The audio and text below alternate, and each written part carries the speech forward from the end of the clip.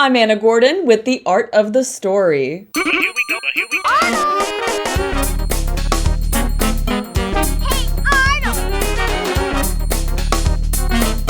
If this tune sounds familiar, you probably grew up with the coolest, jazziest Nicktoon of the 1990s, Hey Arnold.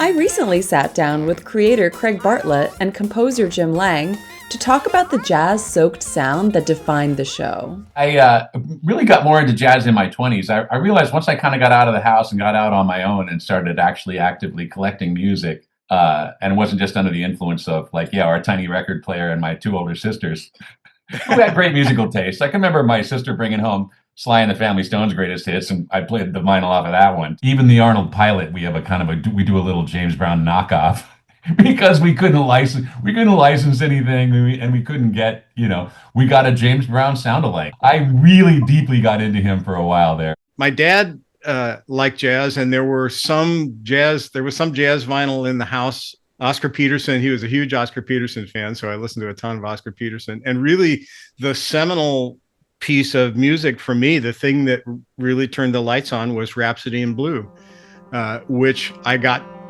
had that played for me. I think I was probably 7 years old, and the music teacher in my grade school sat us all down one day.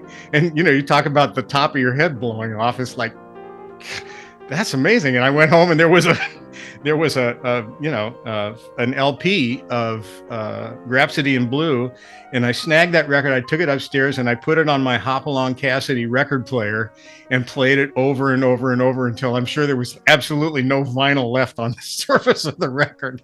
I also want to give a shout out to Johnny Costa, who was the piano player who did Mr. Rogers, who live scored Mr. Rogers every episode of that, because that Johnny Costa was a monster. And, the music is really soft and sweet and gentle. It's not banging at all, but it's jazz language, and it's really improvisational. So, hats off to him too. So Arnold, he's like my age. Where would you imagine he is today? Is he working in public radio? Why not? Absolutely. Trying to keep public radio going. Fighting the good fight. He could be DJing, actually, I think. I do believe there is a vinyl floating around out there somewhere. Is that true, Craig? Yes. Hey Arnold, the Music, Volume 1. And we're very patiently waiting for the permission to go ahead and do Volume 2. All I care about is keeping the legacy of Hey Arnold alive as long as I can, because I always would do more stories if I could. And I'm sure Jim feels the same way. You can hear my entire conversation with Hey Arnold creator Craig Bartlett and composer Jim Lang at WBGO.org. I'm Anna Gordon, WBGO News.